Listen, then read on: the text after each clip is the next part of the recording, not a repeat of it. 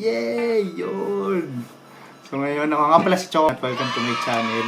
Ang video na to ay tungkol sa top 5 na dapat mong gawin tuwing quarantine. Disclaimer lang, itong mga sasabihin ko, maliban pa to dun sa mga dapat mong gawin. Paghugas ng kamay, inom ng vitamins, mga sinasabi ng DOH. Sundin mo pa din yun. So ano lang to, recommendations lang. Nox! Tsaka pala pag may nabanggit akong brands, lalo na apps, hindi yun sponsored obviously. Kasi nga diba, first vlog ko to. Talagang ginagamit ko lang sila, kaya ako nire-recommend. Okay?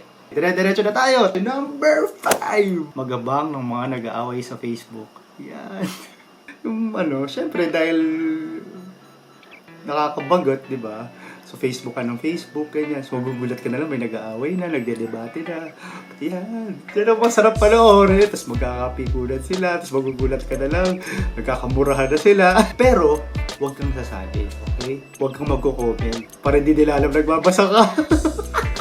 Gawin mo na rin tong time na to para linisin yung Facebook mo, yung friends list mo.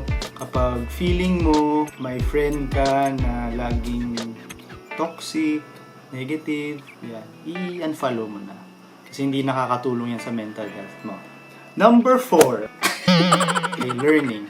Because learning never stops. Nox. Maliban to dun sa sa mga estudyante dyan na may online classes, tuloy-tuloy ang klase nila. Okay lang yan, alam ko, mahirap, pero kailangan natin mag-adjust lahat. Pati rin naman yung mga professors natin nag-adjust. Hindi lang naman sa school ang may new learning. Pwede rin sa cellphone natin. Alam ko naman, ngayon, mahilig ka naman ng K-drama. So, why not, study a new language? Yeah. Araso, yan saranghe. Yan, may intindihan mo na yan. Para hindi mo na rin kailangan magbasa ng subtitle. Lalo na yung mga mahilig sa anime dyan. Pwede rin kayo mag-aral ng Hapon. Install nyo lang yung Duolingo. Ano yun? Pwede kang mag-aral ng French, Spanish, Korean, Japanese.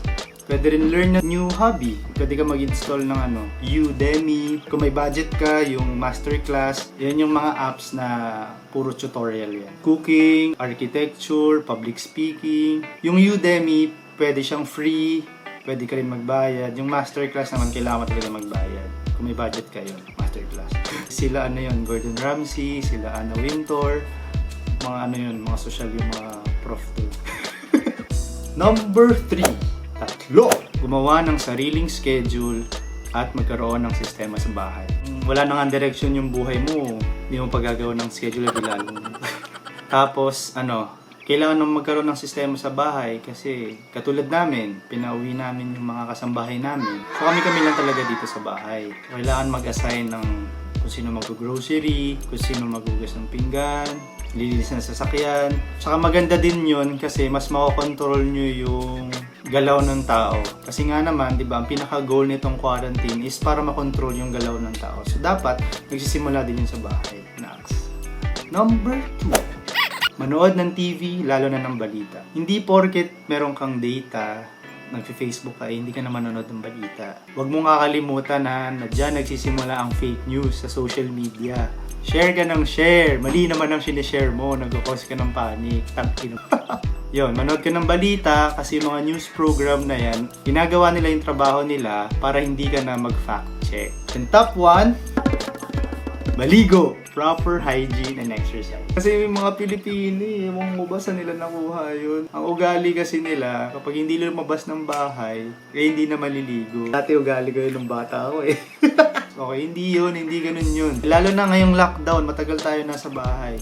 Matagal ka rin hindi maliligo? So dapat, maligo ka din, tapos sumama na rin ng exercise. Love yourself. Huwag na huwag mong kakalimutan. So yun lang para sa akin, ang top 5 ko na dapat mong gawin habang quarantine. And on top of this all, wag natin kalimutan magdasal. Siyempre, sa kanya lang tayo kakapit. So, yun na, tatapusin ko na yung vlog ko. Thank you for watching and